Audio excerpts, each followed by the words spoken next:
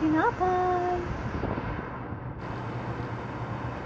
Palitan mo pan guys.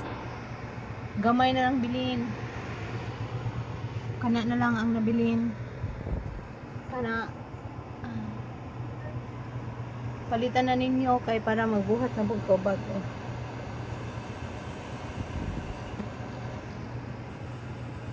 Palitan na ninyo. Kana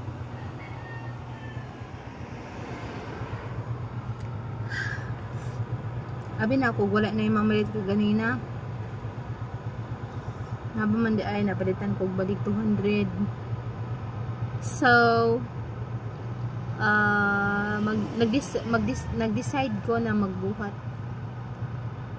Magluto sa tinapay.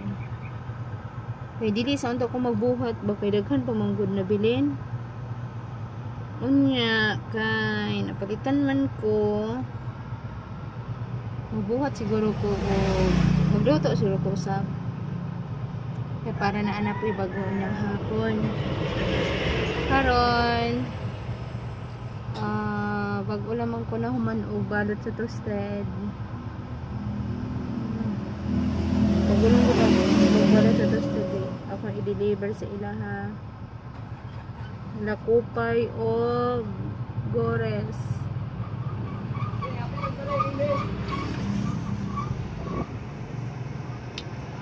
Nag-relax lang sa ako kay mabuhat siguro ko karon usab.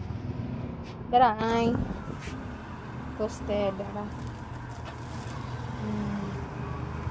Kana siya then kini siya balutonon pa lang nako ni kibali gipabugnaw lang sa nako siya kay para dili makuan dili mag-moist sa cellophane, no, para di siya mag-moist. Tapos napakoy gisalang agoy murag napagod naman eh. God, jud na ko nabantayan ba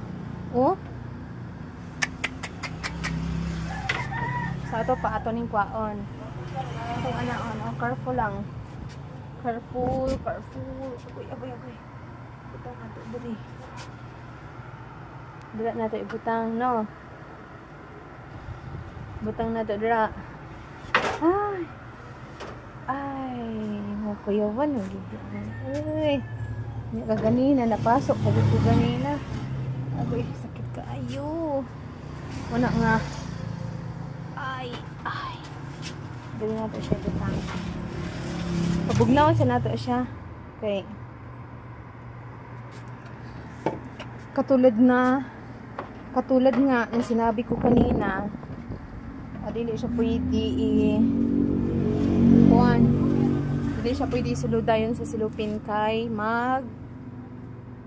anong sabi ko kanina, mag-moist, kaya hindi pwede.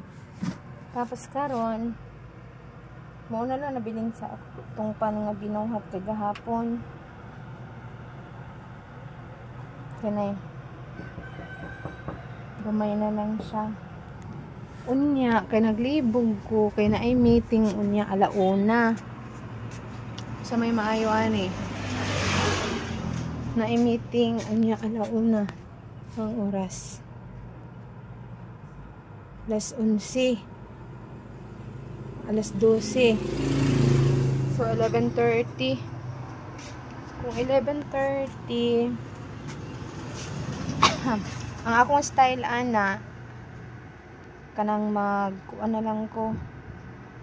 magbuhat ko, tapos si Arnel na akong palutuon para na siya ibaligya unya anyang hapon pang alas 3, no. Okay, habang nagapatubo ko kailangan paspasan nandiyo na siyang buhat kay para nga makagikan ko sa balay mga 12:30.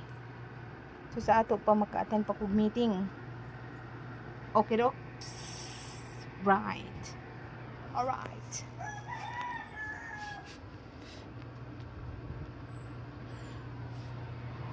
Sige, ana na lang. Bye. See you.